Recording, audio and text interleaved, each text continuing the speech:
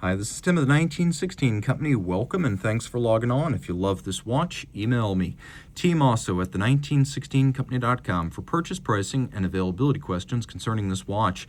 If you loved the CPCP, the Collection Privé Cartier Paris, this is very much in that vein. This is the 7th entry in the 2018 to present Cartier Privé collection. It is the Tank Normale in platinum, a 200-piece limited edition that uses the Tank Normale style. It is the tank closest in design to the original 1917 Louis Cartier tank design, which was actually based off of a Renault tank deployed in the First World War.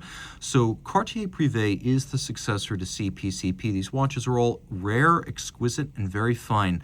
You can see here some unique features. First of all, this is a small watch, a 200-piece edition in platinum. It's only 25.8 millimeters across, 7 millimeters thick, and from lug to lug, 32.7 millimeters with a 19 millimeter spacing between the lugs.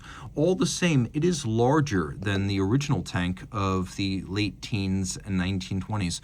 So the Tank Normale is probably less familiar to many modern eyes than the tank Louis Cartier, but this is closer to the original vision of the designer, and it is profoundly unisex. Given its size, it may be bigger than the original, but it is not big. It is a wonderfully compact, low-key watch that speaks volumes in detail, but not with size and bombast. You can see on my 16-centimeter circumference wrist, this is a watch that's really intended for traditionalists and connoisseurs, and it will easily slide under a cuff.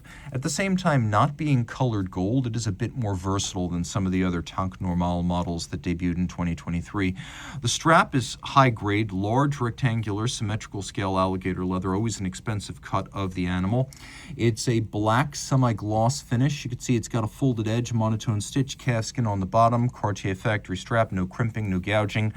We've got a matching platinum pin buckle right here with Cartier C monogram inspired design, and you can see the strap actually sits inside the buckle when it's on the wrist. It's got an elevated bridge, so it's very flat when it's strapped down and sized. We've got the ruby cabochon on the beaded crown. You can see the watch is actually held together using screws that are inserted through the side to give it a seamless, ultra-thin aesthetic. We have a combination of polish and satination, and only the faintest break between the case bezel and the lug design. You can see that break right there. But if you look really closely, you can see it is actually a seamless connection between them. It's effectively a monoblock case with everything loading through the back. Individually numbered out of 200, you can see it is made of platinum. It is a manual wind mechanical design. Now, if you look at the faceting of this unusually formed sapphire, it's designed to echo the shape of the reinforced glass that would have been used on the original tank of the teens and 20s. And back then, this vaulting and faceting would have added strength to the glass. This is sapphire, but they've kept the form of that earlier glass crystal.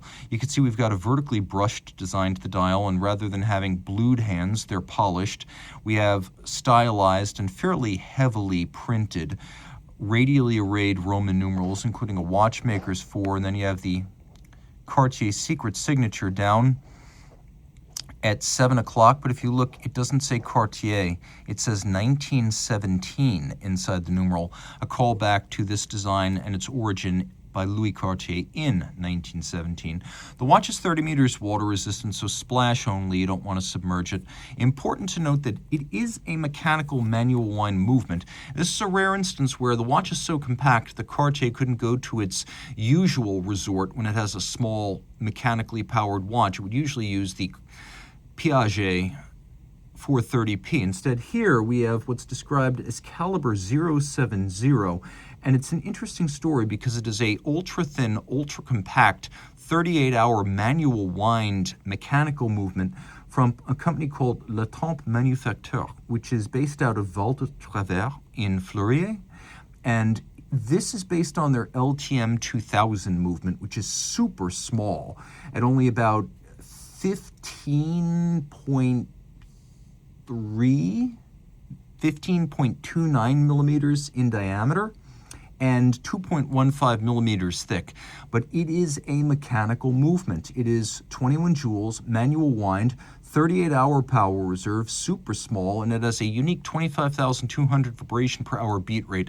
So in a case where Cartier could not go to either Volflurier, its own resources, or another Richemont high-end brand, it's gone with Le Temps Manufacture and this super compact manual wind movement called the 070. If you love this piece, it is a connoisseur's piece, so reach out to Team Mosso at the 1916company.com for purchase pricing and availability questions.